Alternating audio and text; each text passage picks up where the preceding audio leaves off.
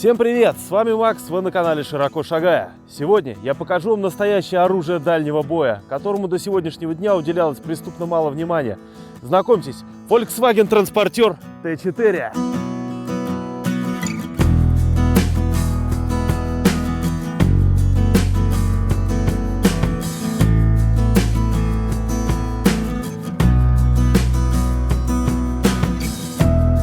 Путь к буссу был тернист. Изначально нужен был автомобиль для поездок вместе с дрезиной по самым жутким местам нашей родины, в самые отдаленные и труднодоступные уголки. Так появился УАЗ. Автомобиль, безусловно, классный, у меня о нем самые положительные воспоминания.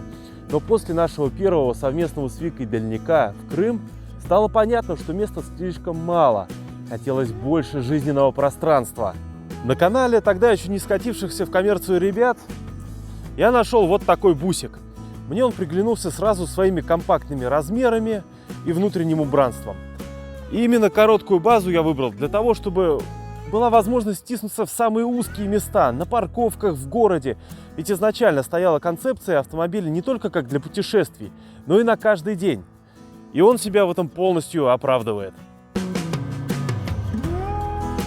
У автомобиля передний привод, но его пока хватает. А вот резину я поставил Гудричи АТ-шку. Точно такая же стояла когда-то и на УАЗике. Выбор на нее пал из-за того, что она очень износостойкая и надежная.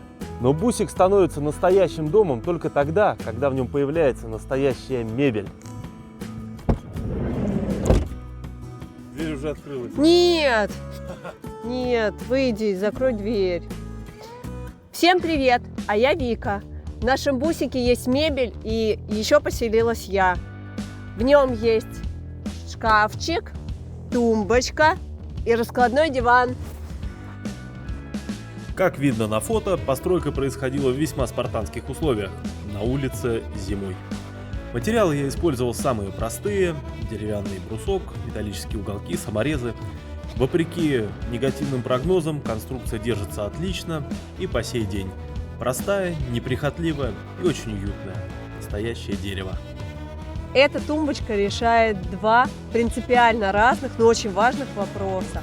Сверху в ящике у нас расположена еда, вкусняшки на долгий-долгий период времени, даже если мы где-нибудь застрянем. Сверху у нас плита для приготовления пищи, ну а наверху набор для посуды, для большой, очень дружной и приятной компании. А снизу расположен малый голландец и средства для его обслуживания.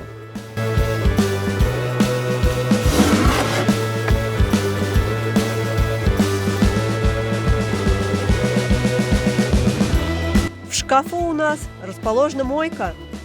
Раковина сделана, ну вы понимаете, как и положено, из металлической миски. Смеситель брали обычный, единственное, что он регулируется на два режима между дождиком и струйкой. А работает это от насоса. Нужно нажать кнопку. Обычно мы нажимаем ногой, и можно уже дальше регулировать воду. Вот, можно послабее, можно посильнее. Как это все устроено? Стоит две канистры. В красной чистая вода, а в белой, как можете видеть, вода серая. Никакого гидрозатвора у нас здесь нет, простой слив. Насосик внешний, вон он там стоит, надеюсь, его видно. Система немножечко замороченная получилась. Дело в том, что погружной насос, если и пройдет в горло экспедиционной канистры, то до дна не достанет точно из-за внутренних переборок и в целом ее формы. Поэтому туда заходит шланг. Шланг выходит из канистры и идет ниже ее уровня вниз. Там расположен насос, который далее выдувает воду уже в сторону крана. Система замороченная, при замене воды периодически ее приходится прокачивать, потому что завоздушивается. Но, на мой взгляд, это такой оптимальный вариант по ширине. К сожалению, машина достаточно узкая, и вместить сюда две полноценные большие канистры не представляется возможным. А так получилось достаточно компактно, и в принципе функционально. Кстати, этот прекрасный ключик мы купили в Выборге. Настоящая ковка. Автомобиль достался с сиденьями от Ford Mondeo 4. И все бы ничего, но у них, к сожалению, нет подлокотников. Пришлось заказывать и устанавливать вот такие вот универсальные с города Нижний Новгород. Также переднее пассажирское сиденье немножко проапгрейдил, из-за чего оно стало выше сантиметров на 5. Но это временно. Я туда поставил вот такую вот площадочку. Легким движением руки сиденье можно разворачивать. Это очень удобно, это очень годно, экономится пространство внутри. Ну вот, посудите сами, какая мощная прибавка. Поворотное сиденье must have. А спереди находится кармашек. Для чего-нибудь интересненького. Кровать Г-образная. Все горизонтальные поверхности – это лючки, через которые удобно добираться до своих вещей, не выходя из машины. Это очень актуально, когда идет дождь или вы стоите где-нибудь в городе и не хотите показывать убранство буса окружающим людям.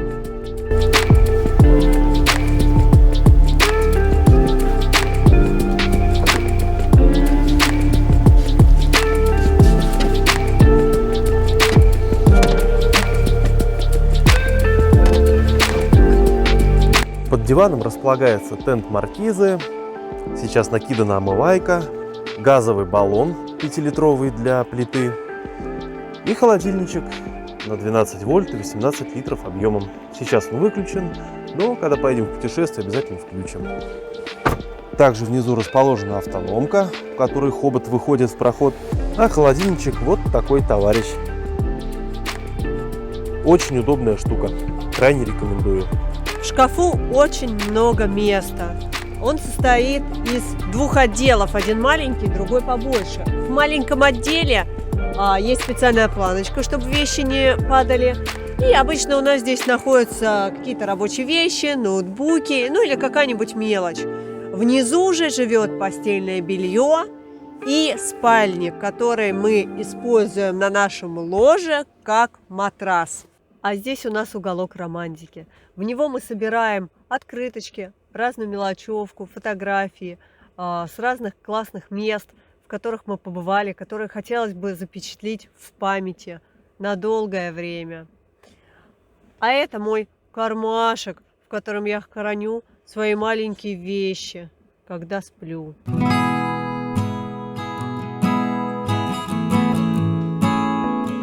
В задней части это все выглядит как-то так. Сейчас внизу только один ящик, второй с вещами дома. А так, да, два ящика по 70 на колесиках из Леруа. Очень удобно. Особенно вещевой ящик. Он выкатывается туда в проход. И можно, не выходя из машины и даже не открывая крышку, доставать все, что нужно. Обязательно огнетушитель. И вот такая вот маленькая страшненькая приблудка. Это очень прикольная вещь. Она вставляется вот так вот. И дверь, закрываясь, закусывает вот этот крючок. Тем самым у нас с вами остается небольшая щелочка между дверью и кузовом для циркуляции воздуха. Летом вообще незаменимая штуковина.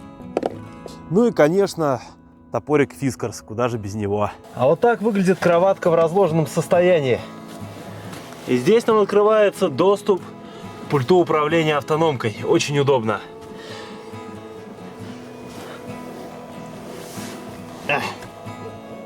На стоянке, чтобы закрыть лобовое стекло, я использую вот такую вот стандартную закрывашку от солнца. А на боковые окошки купил вот такие вот классные каркасные шторки. Это не эска, это какой-то no-name, но работают, выполняют свои функции. Снутри все видно хорошо, снаружи нет. Сетка очень мелкая, помогает в вентиляции. Ни одна гнида не проскочит. По умолчанию сетки хранятся вот здесь. Место совершенно не занимают.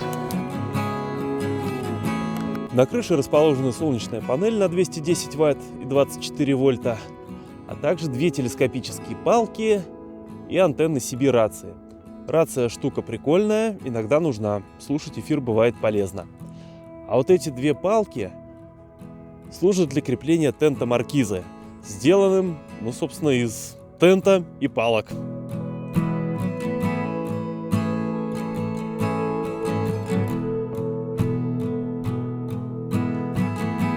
На водительском месте особых доработок нет. Единственное, поставили двухдиновую магнитолу. Ну как двухдиновую? Один дин, но выдвижной экран. И рация. Вещь крайне прикольная, крайне нужная. Вот такая здесь тангента висит. В остальном все полный сток, командир. Временное решение — это провода от солнечной панели. Они пока прокинуты вот так, заходят и идут вниз. Здесь находится MPPT контроллер. Вид открывается с другой стороны сиденья. Вон там вдали виден наш контроллер. Сбоку установлена розеточка, постоянно подключенная ко второму аккумулятору. Аккумулятор 100 ампер-часов, большой. Под сиденье он не влез, поэтому там сейчас расположен инвертор. Раньше инвертор стоял вот здесь вот сбоку, а аккумулятор покоился под сидухой. Но, к сожалению, конфиг сиденья не позволил установить его на место. Благо, он сейчас не мешается. Проводка пока, она требует доработок. Все со временем. Коврики мягкие, приятные на ощупь. А все потому, что на них иногда можно ходить и босиком, если долго стоишь. А длинные перегоны осуществляем в тапочках. А еще между сиденьями поставил прикольный столик. Вот так вот он фиксируется. У него еще сзади подстаканнички выезжают. Рукоятки переключения передач это никак не мешает, а удобство доставляет огромную кучу. Основное преимущество, что два сиденья остаются двумя раздельными сиденьями. И между ними можно встать и пройти. А это было одно из требований при выборе машины. Очень удобный столик. Брал за 4,5, что ли, от какого-то азиата. Не помню, от Сирви, что ли, от какого-то. Врать не буду. Гуглите. Еще из доработок это решетки на фары, чтобы их невзначай не побило ветками или камнями. Да и просто стиль нравится, чего уж греха таить. А еще светодиодная балка. Включается она хитрым методом, непростым выключателем, поэтому если кто-то ее остановит, все равно они не смогут ее включить и, соответственно, что-то предъявить. А ума не пользоваться ей на дорогах общего пользования мне хватает. Еще могу порекомендовать вот такие вот форсунки-омывателя. Их фишка в том, что они веерные, плюс с подогревом. Крайне рекомендую. Эти брал от Шкоды. А для этих съемок мы приехали на интересный объект, на Подольский гидроузел.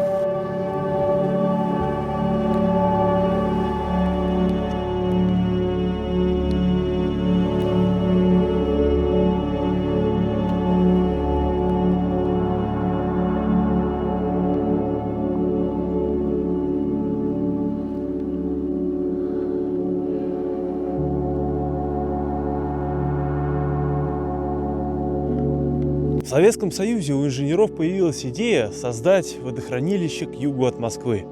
Выбор пал на окрестности рядом с городом Подольск. Тут как раз текла речушка. Не мудрствуя лукаво, произведя некоторые расчеты по затопленным территориям, постановили, дескать, да, получится создать здесь водохранилище. И даже начали строить шлюз. Вот этот шлюз. Но у жизни иногда бывают свои коррективы, и вода ушла в карстовые полости под землей. И достать ее оттуда уже не представляется возможным. Проект свернули, союз развалился, а бетонный исполин до сих пор стоит здесь. И радует людей. Место очень популярное. Кстати, здесь спелеологи проводят учения по спуску на веревке. Я видел эти жуткие фотографии. Страшное дело.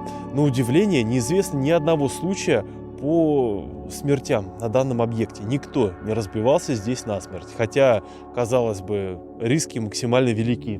Вот с тех пор до сегодняшнего дня и стоит здесь шлюз среди поля.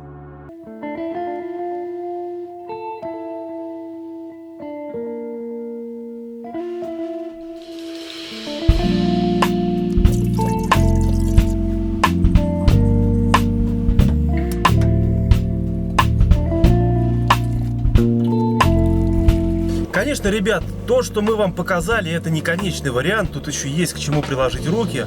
В частности, я хочу сделать потолок деревянным, досочками или вагонкой, посмотрю еще. Обязательно провода от солнечной панели пустить по салону над этим потолком, так как оно и должно быть по уму. Ну и над шкафчиком хочу сделать какую-нибудь небольшую вот такую вот полочку под потолочную, потому что делать сплошняк не хочу. Оно будет давить, места и так немного. Вообще вот этот автомобиль Т4 короткая база для двоих идеально. Но если кого-то третьего брать, ребят, уже не варик. Вдвоем комфортно, втроем не, перебор. А вообще мы ни слова не сказали, где мы побывали. Начнем с того, что на момент записи видео, чуть больше года назад, мы его купили в Питере. И наше первое путешествие было в Москву. Также мы побывали на Ладоге, в Крыму, в Абхазии, в Дагестан, Чечня, Геленджик, Анапа. Эльбрус. Да.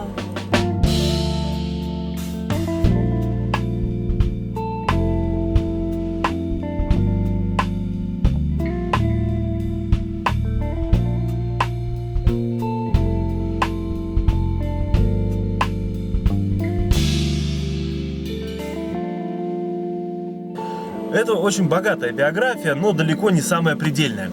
Дело в том, что только недавно занялись ютубом, поэтому не успели это все отснять и показать. Но впереди еще будет много новых путешествий. Машина только начинает свою жизнь. Поэтому подписывайтесь на канал. Ставьте лайки. И всем пока-пока!